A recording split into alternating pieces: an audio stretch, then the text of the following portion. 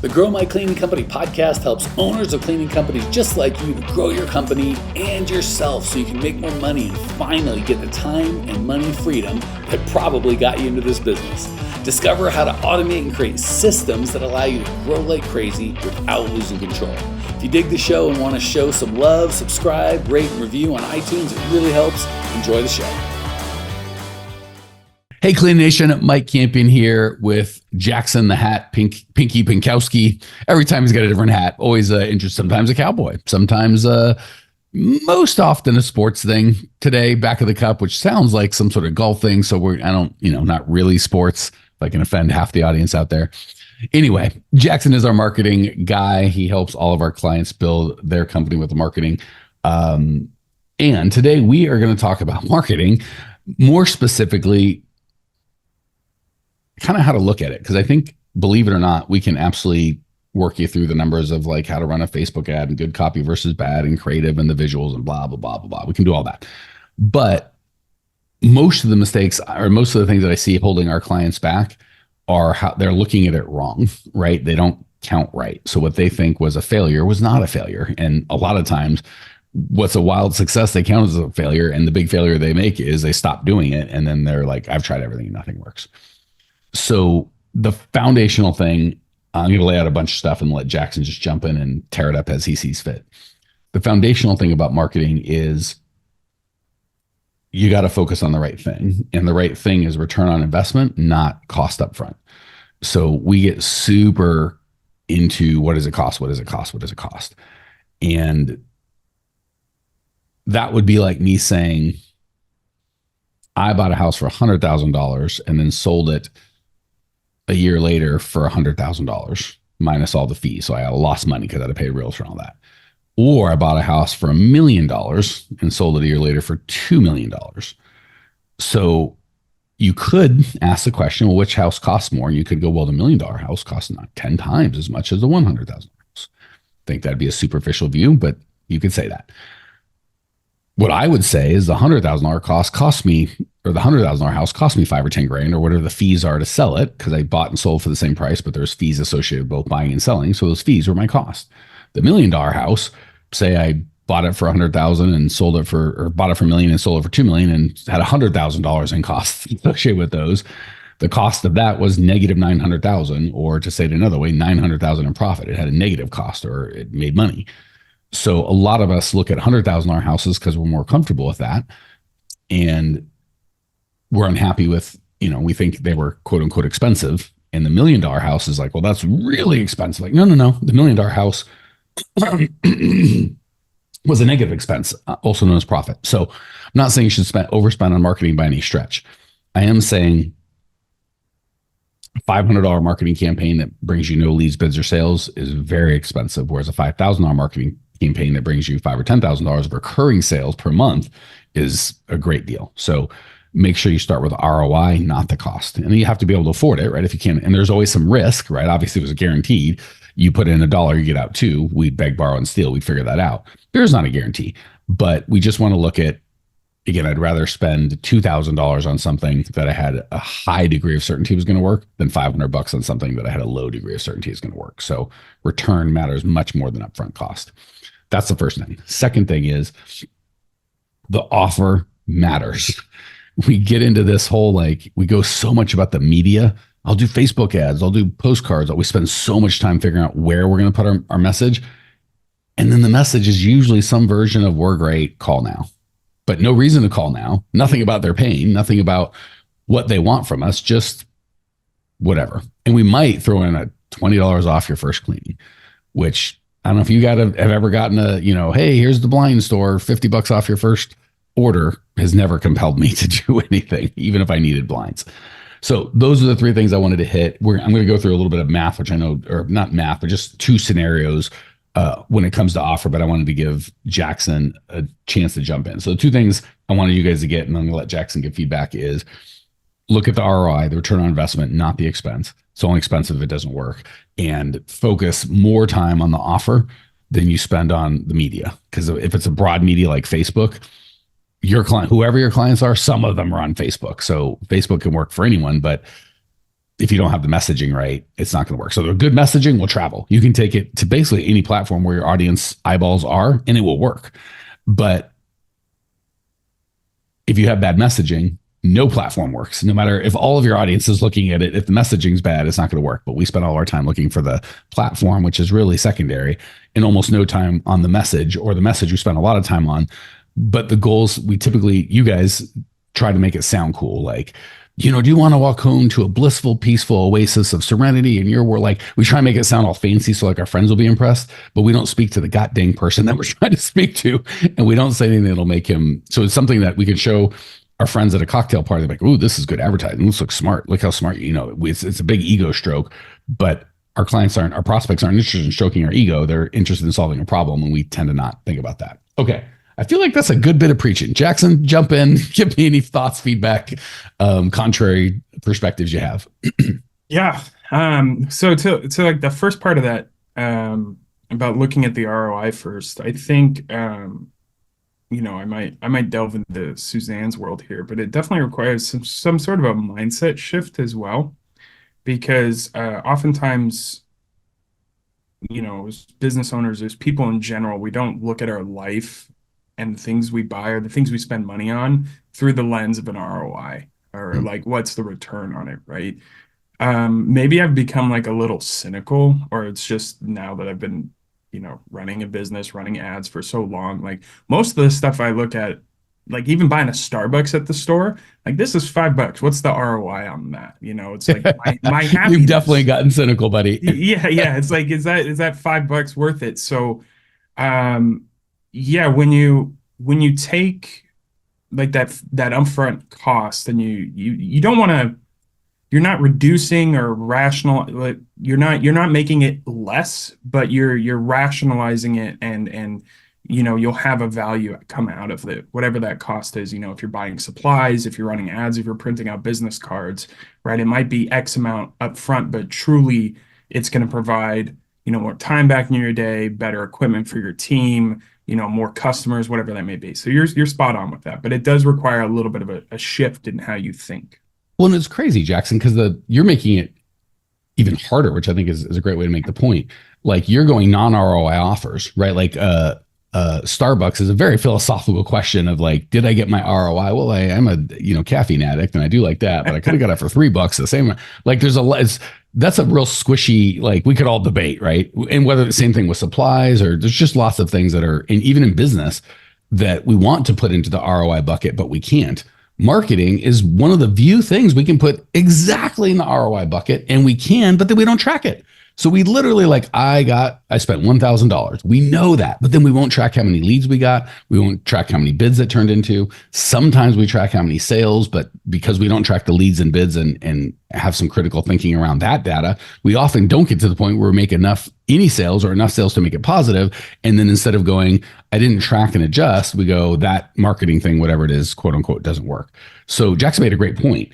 When it comes to things that are harder to put an ROI on, like, I bought the supplies, I bought business cards, I bought insurance, like, we kind of have a general sense, like, for business, this is good. And I think at some point, this whole consortium of things I've spent money on will bring back more money, but it's real squishy and there's no real black and white. So, but we're cool thinking in terms of ROI on that. But when it comes to marketing, where it's completely black and white, we don't think in ROI. We just think that's expensive. And I'll prove it to you in a second when I get to my two scenarios, but I wanted to make sure Jackson finished his thoughts. Yeah. I think I want to hear your scenarios, because I think what I'm going to say is going to eat into your scenarios. So I don't want to steal the limelight from you. Oh, you can always welcome to steal the limelight. Mine's all math, so it's going to be pretty easy and I hate math. So everyone's just about to tune out. Just hang with me for a second. It's not going to be a ton of math. Now, math is great. Math is like the most important. It grounds you in everything. It's boring, but once you do it, you sleep better at night. 1,000%. My only fear is math over a podcast can be tricky. So that's where I don't like. So here's the big thing we run into with our clients. We tell them, make your people an offer that is irresistible, right? And I say we tell them like it's some, everyone gets that in marketing, right? Like, the better the offer, if you make an irresistible offer, it goes all the way back to The Godfather, right? Make them an offer they can't refuse. Let's not go with violence, but let's compel them. So we tell them that. and they'll say something like, call now for a free estimate. That is a wildly refusable offer. Like nobody wants to call now for a free estimate.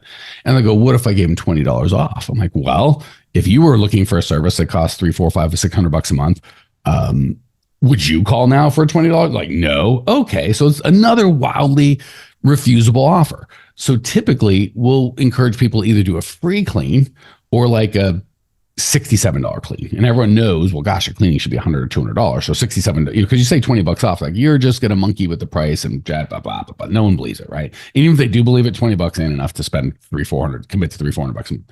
So if you do like $6, $7 clean, and then they'll even be like $67 clean if you sign up forever and ever. Like they just can't do anything nice for their client. They're just so cheap about the money, right? About the cost. So, and I want to encourage you guys, big caveat, big asterisk disclaimer. We are not trying to get the wrong clients by doing free crap, right? So if you've heard on the podcast, you're like, wait a sec, Mike, you said, you want people that are premium. We do. So we're not looking at this as people that can't afford the service and we're trying to make them afford the service and give them some cheap, janky thing. We're finding people that can easily afford the service. It's not about the money for them, but it's about the barrier to entry. And we're trying to make the barrier to entry, the offer so good, they're like, well, there's no risk here. Like I would be a perfect example of all of our homes. We have cleaners on all of them and they're not cheap. I don't even know. We never shop them. But if I was looking for a house cleaner and I got a thing that was like $20 off, I would do nothing. And my wife makes all these decisions. So you should probably ask her, but I'm just telling you what I would do. But if it was like free clean, I'm like, well, geez, not because I'm like, well, I'll save $108 or whatever cleaning would cost. It's because I'm like, if they're that confident to give a free clean, they got to be good. Right. So really important when we make these bold offers, these irresistible offers, it's to the right people, right? If you make an irresistible offer to the wrong person who can't afford your services and he just wants a free clean, obviously you're going to get your teeth kicked in. But the cool thing is if you do this, on door hangers or postcards or on Facebook where you only do it to a certain neighborhood or a certain income level, as long as you're making sure this message gets in front of the right person, you're going to be fine. Hey, new friend, love that you were here. If you want more Cleaning Nation, more us, you can check us out on YouTube. Similar content, you just get to see each other. It's totally free. Or if you want to say, hey, hit us up on Instagram, Twitter, join our free Facebook group. We love hearing from you, Cleaning Nation. That's what makes it magic. Jump on, we'll see you there. So let's just go with two offers. One offer, and we're just going to go with door hangers and we're just going to assume, or postcards or whatever it is, but we're going to assume they're $1 a piece to get them mailed or hung just to make the numbers easy. So we send out 1,000, right? The first 1,000 says $20 off your first clean. Not a real compelling offer. I'm assuming 0.3%, which for direct mail ain't great, but it ain't a great offer. Actually it'd be pretty good if you just said $20 for a free clean and 3 out of 1,000 call, that ain't bad. 3 people call, one of those signs up for $400 a month. And I'm just assuming an average client's $400. Well, you're out $1,000 and you got a $400 a month ROI, 2, 3, 4, 5 months, depending on your cost of goods sold, you'll be whole. So a little expensive up front, but everyone feels comfortable in our people when we're like $20 off a free clean. They think that's the cheap one up front, but it wasn't because it cost $1,000. They only got $400 their first month. Now let's go the second offer, a free clean. I'm going to, you don't have to do a free clean, but just a pretty compelling offer to the right people. Again, this is assuming, guys, you're putting it to people that have money, that want your service, that own houses. This is not the condos or trailer parks or low income areas. I can't say that enough. So because of the good offer, I'm going to say 2%. So 980 people say, I don't want that free clean. There's nothing. It's just literally a free clean. 20 people saying yes, which is 2%, which is pretty high in direct mail, but it's such a good offer. Like if we can't get 2% for a free clean, we're giving, we're goodness gracious. So say 20 people call you and you only accept 10, right? So of the 1,000, only 1% turn into a free clean. And of those, only half become customers. Well, same math. You spend $1,000 for the door hangers and you spend $1,000 in free cleaning. I assumed every free cleaning costs you $100. Shouldn't cost you that much, but say it does in labor. So now you're in at $2,000. This thing's twice as expensive as the other one, which is where people go, I don't want to spend it. It's too expensive. And it's weird when it's $1,000 to hang flyers or pay someone to hang flyers or print them. We have no problem with that. But when it's $1,000 of free cleaning, we feel like we're getting scammed somehow. Like, oh my God. And this is assuming half the people don't take you up on your free cleaning or they take your free cleaning and you get nothing out of it. Like you literally give a free cleaning for nothing. People freak out that they're getting screwed, but they don't do the math. So the math on this offer works out that you spent $2,000, $1,000 to hang the flyers and $1,000 in free cleanings. And you got 10, of the 2000, 20 people called, you gave 10 free cleanings, and only half of them turned out to be clients. And you should do better than all of these, but being conservative. That means you'd get 5 clients at $400. That's $2,000 a month. So right now in this offer, you spend $2,000, but you get $2,000 a month of recurring revenue. So you're going to be whole pretty quick. The other one, it only quote unquote cost $1,000, but you only got a $400 deal. So the offer makes a big difference, and the offer making it just super easy to be like, well, I'd have to be dumb not to accept that. What kind of crazy person wouldn't take a free clean? Makes all the difference in the world. So again, walk through the math, because when I tell people I want to do a, $20, make an offer they can't refuse, they'll come with some dumb, free estimate, $20 off your first cleaning. If you sign up for a 27-year contract, we'll clean your microwave for free, or just some stupid offer that's not going to compel anybody.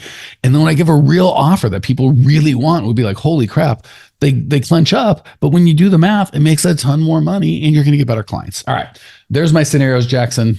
Time to jump in and tell me I'm completely wrong, or give another perspective, or talk about baseball. What do you got? Yeah, I mean, we talk a lot about how the offer matters, and I talk with people about saying, dollar versus percent off, even that matters big time. Like simple things like that. And then, yeah, your math checks out. And I do this, twice a week with a lot of people, where I have this same exact conversation about. And when he says twice a week, a lot of people, these are our clients. So they're people that are owners of cleaning companies. They've invested in themselves. They're doing well. So not just random hobos. Yeah, not just random Joe Schmoes. Yeah, owners of cleaning companies that are winning.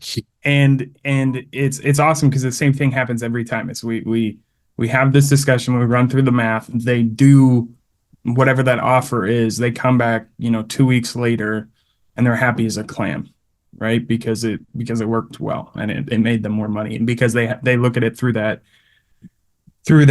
viewpoint, it makes them whole overall. And what's also really interesting and really cool is a lot of the times, like you'll have these offers, and you'll get customers that come through after seeing that offer, but don't actually claim the offer at any point.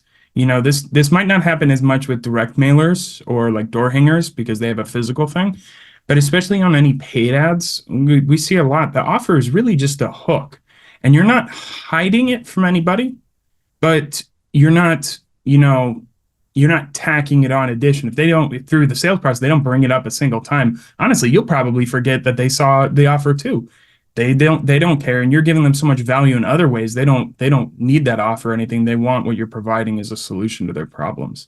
So that's just a really cool like side effect of it. Because I read this thing, like a case study. A company ran an offer for the entire month of it was the last month, April, and of like 2,000 new customers, only 3% actually used that offer on their first purchase. Which is, kind of incredible. And that translates, universally. It doesn't matter what you're selling. But yeah, do the math before you get worried about launching something, or think it's not going to work, or think it's going to be too expensive, because 9.8 times out of 10, it's going to work well for you if you set it up properly. Yeah, if you make a compelling offer to your perfect prospects, and it's an offer they can't refuse, it's built in. It's hard for them to refuse. All right. So there's 3 quick things I want to hit, then we're going to wrap it. One, Jackson made a really good point. Depending, obviously, like you said, if it's a mailer and they're calling you from the mailer, it's right in front of them, they're going to remember. But if it's online or an email or whatever, they might just call you and they don't remember. And that's because, well, and by the way, I would still, again, if you forget and they forget, no big deal. But if you know where they came from, I'm still going to do it. I'm so into, and that's why I love recurring revenue, guys. It's all about the lifetime value. Like, right, when we do like people that sign up for, $400 or $500 a month of service, and their first clean is like, well, it's a deep clean and it's going to cost me an extra $100. I'm like, just do the goddamn deep clean for free. Right. And again, you can try and hit them up and whatever, but it's the opposite of lowering the barrier to entry. Now we're raising the barrier to entry, right? Like, hey, it's $500 a month for the cleaning every other week, but it's a deep clean the first time. That's another 500. Now it's $1,000 to get in. And you might have just cost a $20,000, $30,000 lifetime value client because you wanted to make an extra couple $100 up front. So again, if I know that they called off the thing and they saw the offer, even if they've forgotten, I'm still going to bonus them with it. Hey, Jackson, you probably don't know this, but the number you called is only available on this postcard where we gave a special offer and you were qualified. So believe it or not, we're going to get you signed up. Don't even worry about the first clean. That's on us. And from my perspective, the referral value, the positive review value, when there's a problem, they call you and talk about it as opposed to just fire you. Just the goodwill you're going to get for that $40 of labor or $80 or whatever it is massive. So I'm much more into, let's just have the best clients that stay forever and not worry if I make all the money today or not. So I would personally tell them, even if they forgot, not a big deal, but it's more the philosophy of this whole thing is a philosophy of I can't give too much to my clients. I'll get screwed. And those are the people that get like this podcast. We've spent hundreds of thousands of dollars of my time, our team's time, over 1,000 episodes. We don't get paid technically. If you look at it, we don't accept any sponsorships or advertising. By the way, if you like the podcast, feel free to give it a positive rate and review. If you're getting value, share with a friend. We don't do any advertising. We don't technically. I've made zero money on it. So just give. A lot of this, most like our clients, this content's what we teach, what charge for is execution, but we try and give you on the podcast everything you need. So I could look at it and go, oh, these jerks, and 99.9% of y'all are never going to buy nothing. So I could look at it as, oh, I'm getting scammed. I spent a couple $100,000, blah, blah, blah. Or I could look at the millions of dollars our company's made from the 1% of the people that did invest, right? So you almost can't, if you do it in a thoughtful way, you almost can never outgive your clients. It's okay to just go above and beyond. And it's okay that of the 5 new clients you get, you're going to give 10 free cleanings and 5 of those people are not going to become a client today, or maybe never, but I bet you they'll give you a referral. You can't even count the goodness. So even if they forgot, find a way to go above and beyond. Second, Jackson kind of touched on it. That bold offer of we're going to clean for free. If I'm you or them, I got to go, wow, they must be wildly like, why would they do it's just so like they got to have their crap together. So even if they don't, like, I may or may not remember, just like Jack said, I might not remember the free offer, but I do remember, I think well of these people because like we had a house for sale and, I'm sure you guys all get this. If the listing expires of like, hey, we'll help you sell your house. And I probably got 20, 30 pieces of marketing. Some of them look like $1 million. I probably spent $30 just to send that one piece of marketing to me. Only one I even considered was just cheap, easy. I think it was a letter. And it just said, if we don't sell your house for 97% of what we listed at within 60 days, we'll pay you $25,000. I didn't want their $25,000, but I was wildly confident they could sell my house, or who could they make that offer? So it wasn't even like, I want my $25,000. I'm going to try. It wasn't trying to scam them. I was like, holy crap. How bold do you have to be able to, how good do you have to be at your job to make this kind of offer? That's exactly what we're trying to do. And the last thing I'm going to give is the opposite of an offer, which is a guarantee. Another great way to remove risk, right? So people are like, I have a guarantee. I tell people, if we miss anything, we'll come back and clean it. Well, yeah, that's like the restaurant. If we bring you food that you didn't order, we'll take it off your bill. Like, that's not yeah, obviously I'm not going to pay for food I didn't order. Like, or if we, the waiter spills drops all of your drink in your lap and you don't get to drink it, we won't charge you for that drink. Like, yeah, I would expect not. That's not a guarantee. That's called humans living in the world, right? Like, a guarantee would be, and I use the restaurant all the time because we've got it. The waiter spills the drink on your lap and then he apologizes, of course. And then, or he brings it late, or it's not good, and then he's like, he brings you your drink, of course, and there's no charge for the drink, even though he did bring it to you, or the food's not, it was a little cold, or let me take it off the bill. They go above and beyond. So, a guarantee could be, if you're not happy with their cleaning anytime, we'll buy it back from you. We'll come fix it, and I'll give you $100 for telling us. And you might be like, oh my gosh, that's good. I'm going to go broke. I'm going to whatever. And yes, 2.5% of the population will take advantage. And guess what you do? You give them their money back. You pay the $100 that you promised, and then they try and do it again. And then you give them their money back. You pay the $100 that they promised, and you fire them as a customer, right? Because they'll show themselves as kind of weird people pretty quick.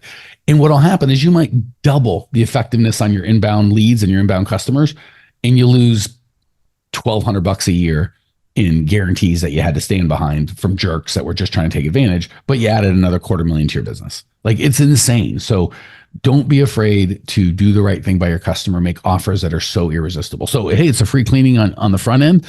If you combine that with a guarantee, if for whatever reason you aren't happy, not only will immediately stop, we'll refund your last 2 cleanings, no questions asked.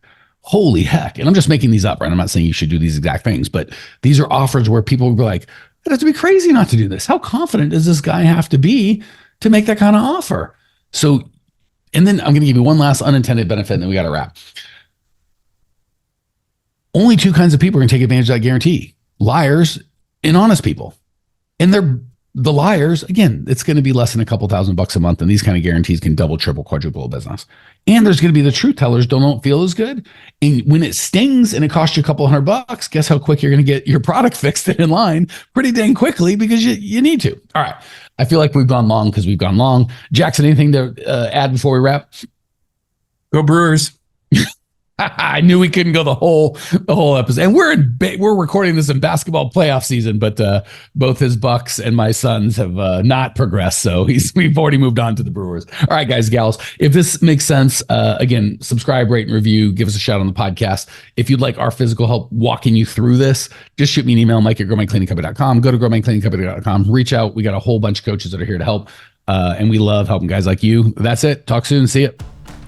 Well, here we are, the end of the podcast, and you made it. Great job. I've got a little bonus for you for sticking through with me. But like I mentioned before, if you got value out of this podcast and you want to show a little love, subscribe, rate, and review on iTunes, Spotify, wherever the heck you're listening to this thing. Share it with a friend. Share the love. And as a special thank you for those of you that stuck with me to the end, how about I give you my personal phone number so we can text? It's a great way for me to get to know you, your business, your goals personally. So shoot me a text now, 602-932-6431. That's 602-932-6431. I am the only one who responds to these texts, and I will personally respond to everyone I possibly can as long as this number is manned. Don't know how long we're going to keep this at the end of the podcast, so grab it now, 602-932-6431. Give me a text, say hey, can't wait to meet you.